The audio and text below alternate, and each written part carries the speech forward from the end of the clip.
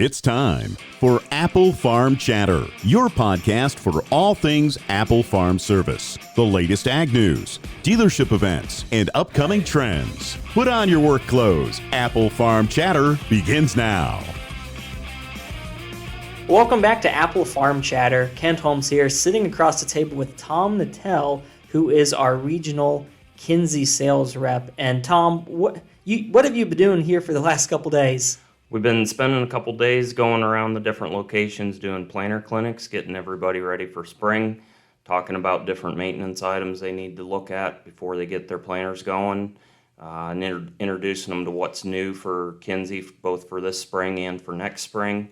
A lot of things that we're coming out with that are increasing the efficiency and the productivity of the planters. So we're just trying to get in front of as many people as we can this week and show them what's new. Okay, you intrigued me because whenever you tell a farmer to enhance efficiency and productivity, our ears perk because planting season, the sooner you can get in, sooner you can get out, the more you can sleep at night.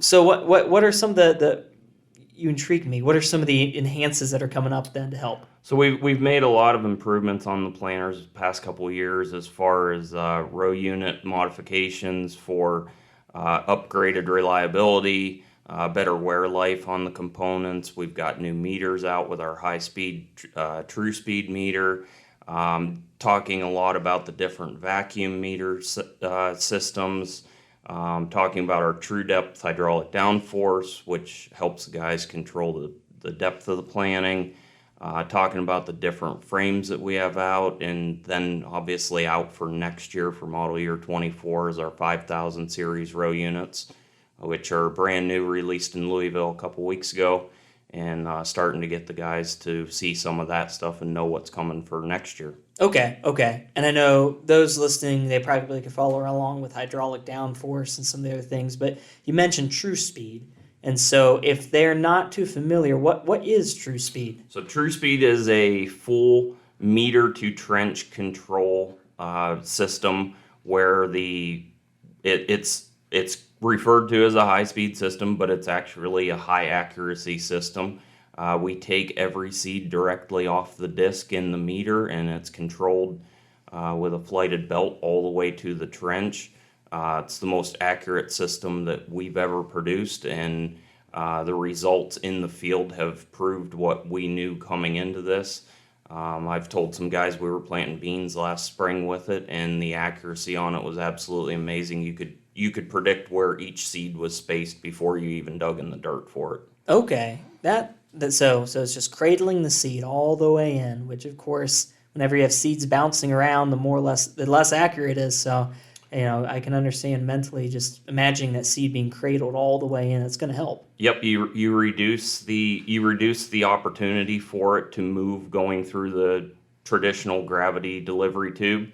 You also relieve the effect of gravity on it because you are forcing it to the ground at a controlled speed based on how fast the planter's going, so that every seed gets to where it needs to go in the ground in the right space. Okay. Now, when we were at the Covington Clinic, we had a 4905 planter, one of the newer models that are out, and I was looking at it, and where is everything? It looks so like there's nothing there. What's going on? We get a lot of those comments compared to old traditional planters with chains and sprockets and hydraulic hoses all over them. When you start reducing those components and replacing them with electric components, it really cleans up the toolbar. And with how fancy the planters are nowadays with all the technology, it gives you more room to run additional things on the planter, such as your fertilizer. We've got cameras on these things now that you can see both when you're planting and when you're in transport back and into the shed. But the electrical technology that goes into these planters really cleans up the toolbars because they're a lot smaller than a lot of the old mechanical components on them. Right, yeah, there's just nothing there. And I know in the presentation you were talking about kind of the advantages of electric drive, and you're hinting that it's the way that things are going to go. It's almost like as much as we can push back on electric vehicles, and I know that's a whole new can of worms. You smile, don't bring that up.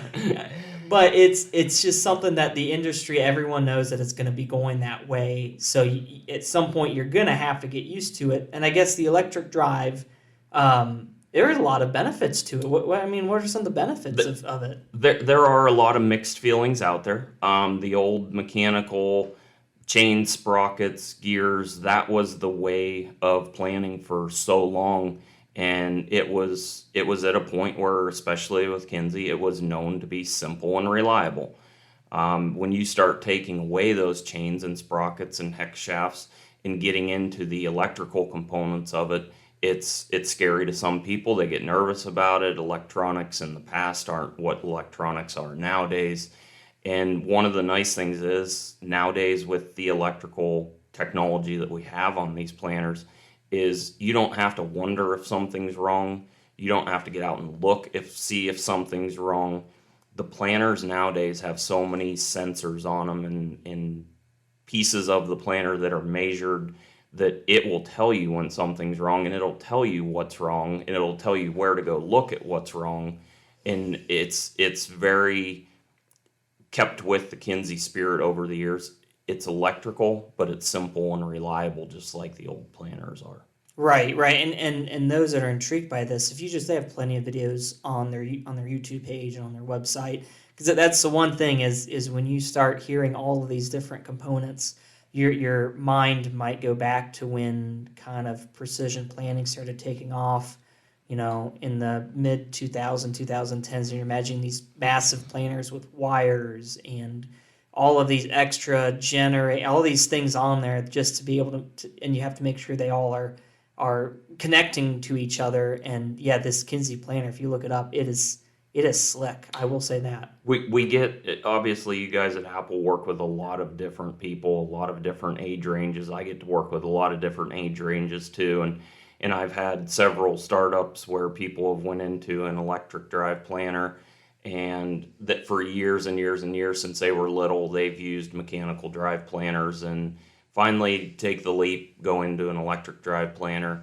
And the first thing they comment back to you after a couple hours in the cab and the first morning is how simple and easy it is, and they forgot how planning could be fun. And it's once the jump is taken, it's not regretted once that move's made. That's good. Yep. And the nice thing too is everything is Kinze proprietary. So you don't have to worry about, this company that has this component doesn't make it anymore. Now we're out of luck. This monitor that we have is actually this company's monitor, and so we're out of luck too. So everything, it sounds like it is Kinze. So yep, everything on the Blue Drive planters is Kinze. We have an entire team in Iowa that does all of the computer programming for these monitors. We take a tablet, a rugged tablet, and we program the software from start to finish and control every piece of code that goes into that. Everything in it is Kinze communication, Kinze components, so that at any point, if anything goes wrong, we have full control over solving that problem. We can reprogram it and add features. We add new features to the Blue Vantage tablet each year. Those are always free on Kinze's public website. You can go in, and each spring that farmer can download the most modern software for that planter for that year and get all the added features for free with no unlock codes, never any upcharges for adding any of the newest features that come out on that monitor. Okay. All right. So we were talking about, of course, the future, and the future is here, future is now with electric drive. But we have a lot of people who still have the mechanical. Of course, you said it. Yep. Kinze's made it simple. So of course, if you have mechanical, you love it because it's simple. Most everything model to model, not too many changes. So I guess a lot of the presentation you're talking about servicing and that aspect of it. What would you say? Because I know if I asked you all the servicing tips for Kinze, we would be talking for a while. So I guess, what would you say the top one or two things when you're out in the field and people are halfway through spring or just starting planning? What advice would you give them? Well, one of the biggest things that we see, and when you get your planter into the field for the first time each spring, you've likely went through it over the winter. You've replaced the mechanical components, the wear items that you know you need to. But one of the biggest things that we see is you have to get out of the tractor and check what's in the ground. We get a lot of conversations every spring about, well, the planter's telling me this and monitor's telling me this, and we ask the question, okay, what's in the ground? What's the proof in the ground? And so many people say, oh, well, I guess I should go do that. So that's one big thing is take the time on the first field after you've changed something. Get out and check in the ground, see what it's actually doing, because it can help you pinpoint if you do have a problem where it's at. Aside from that, don't be afraid to rely on your dealer for support. Don't sit and struggle for 4 or 5 days in the field with a planter problem and then try and call somebody after you've wasted 4 beautiful 80-degree days in the middle of April. Your dealers are here to support you. Don't be afraid to utilize that resource sooner rather than later, because especially with the number of planters that you guys put out each year, you've been there, you've seen it, and you guys probably have the solution off the top of your fingertips, and it might be something new for a farmer. Yeah, no, I'd agree. I'd have to count to see how many actual Kinze planters we have that have our Apple Farm Service logo on there. It's got to be in the near hundreds at this point. So no, you're right about any issue out there. We're gonna already most likely have a solution for it, and if not, we have Kinze support. And one thing I was going to mention too, if you're listening and you are a Kinze owner, a really helpful guide, and it's free. Go online, just Google the Kinze planter checklist. And if you have a mechanical planter, it's just an easy run through step by step to see exactly, have I checked this? Have I checked that? Well, if this looks worn, what's the part numbers for this? So it gives you a nice checklist to know what to look for as you're going through your planter. So that way when you're in the spring about to go out there, you're not questioning yourself, did I check everything I should check? So just a helpful tip, and just Google it, just Kinze planter checklist, and you'll find a PDF that you can download and take a look at that. So you mentioned check the planter before you get out. One other question that we get quite a bit. What is your take on the talc graphite mix? So this is a commonly communicated conversation in clinics. Talc is a drying agent. Talc is used when you have a sticky or maybe a little bit damp seed treatment on your seeds. Talc is used as a drying agent to help those seeds flow better through the planter, through the meters. Graphite is a lubricant, and graphite is always needed in the planter. Whether you need to run talc, if you're running an untreated seed and you're not running any talc, you do always have to run graphite. Graphite will both help the seed flow better through the planter. It will lubricate the meters. That is the only lubrication that any meter ever sees, is the graphite that comes through with the seed. We have a lot of times where we have farmers that have their meters checked at the dealership over the winter, and the dealer reports that the meters are running just great, and the farmer gets out, runs a couple acres, meters are running great, and then all of a sudden the performance starts to drop off, and they go back and ask the dealer, what happened? You said these things were perfect. And the difference is that when the dealers are running those meters in their dealership on the test stand, they are using graphite in those meters, which lubricates everything up and carries over for that first couple acres after somebody uses them at home. The difference is sometimes the farmers aren't using it, and that's where that performance starts to drop off. So if you need to use talc, if you don't, that's dependent on your seed, but you do always have to use graphite in any planter. So lesson I'm hearing is it's not impossible, but it's hard to overdo the graphite. So pretty hard to overdo the graphite. Yep. Yeah. Okay. Yep. And you mentioned a good point, having your meters checked. Of course, Apple Farm Service, we offer meter testing, and we offer it for Kinze. We offer it for some other brands like Case and your precision meters. Primarily, we do a lot of Kinze's. But if you aren't near Apple's and you're listening, just do yourself a favor and just get your meters tested. especially if you got a brush meter. You should get that inspected. What'd you say, every year? Yeah, brush meters and finger meters are the biggest ones that you need to have tested each year. I mean, you're probably looking at 1,000 acres. You should have them tested. If you're planting 100 acres, it's not something you need to have them tested every year. But with both of those mechanical style meters, there are a lot of small components in them, especially the finger meters with the fingers and the springs and those types of items. There's a lot of things that over the years get wore out. If it's not running perfect, you're not going to see the performance out of that planter that you possibly could with a small repair. Right. And you were mentioning if you got seeds that are a little bit tacky, to make sure you have the talc. Just those typically we've seen are the ones that also have the ones that maybe build up the most gunk in your meters, especially if you have brush meters. So just keep that in mind. If you have only run 100 acres or so, but you have a seed treatment that seems a little bit sticky, it might not hurt, instead of waiting every couple years to do it 2 years, even if you're only doing 100 acres. Just because if you're having to use talc, that means you're having to dry something, and that residue you're going to have more residue to stick in the meter. So Correct. Okay. Yep. Well, I am out of questions here for now. I know we're doing this interview right before you're about to start the Covington Clinic, so I know you need to take off here soon. But any last things you want to mention for Kinze? No, I think be safe, have a good spring, everybody, and hopefully everybody gets good conditions and gets all the crops in the ground safely.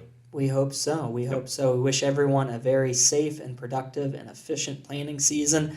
And we just hope and pray for wonderful weather, and that we don't get 7-8 inches of rain in a month like we have in the past. Like we are today. Yeah. Well, we'll be back with more Apple Farm Service chatter after this. Streaming now on Netflix, Hulu, and major carriers. Got him. Hurry, before the drugs run off. The exciting adventures from the Midwest that everyone is talking about. Shh, it's okay. We're going to take you somewhere safe. Deer Rescue Season 2, now streaming on all platforms. Welcome to the ranch. We're the largest deer rescue in the tri-state. Drink up. You're almost empty. Just relax, boy. You're in good hands now. Paradise for the last moment of their lives. These poor deers, they come in broken, tired, and beyond repair. We see it more and more every year. It's the owner's fault. They're so blind to it, not realizing it too. If only they could see it. If only they could It's okay, honey. There's other brands and colors out there. Most are more reliable and actually less expensive than deer. Turn it off! She broke another cylinder.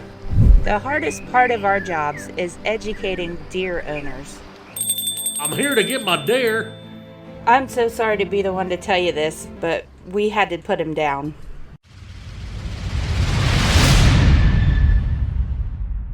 What? Once they realize that green isn't the only color, they have a much more clear view of life and start making better decisions. Okay, I guess it's okay you put him down. I'll just go to Apple's for a new case tractor. And the planter? You can keep the planter. I think I better go to Kinze with the book, Phil. Join the excitement. New episodes streaming now.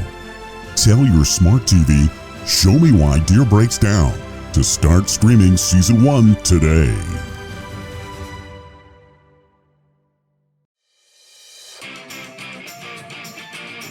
Thank you for listening to Apple Farm Chatter. If you haven't, subscribe today. Want more from Apple Farm Service? Like us on Facebook, follow us on TikTok, and check out our website, applefarmservice.com. Happy farming from your friends at Apple Farm Service and Apple Farm Chatter.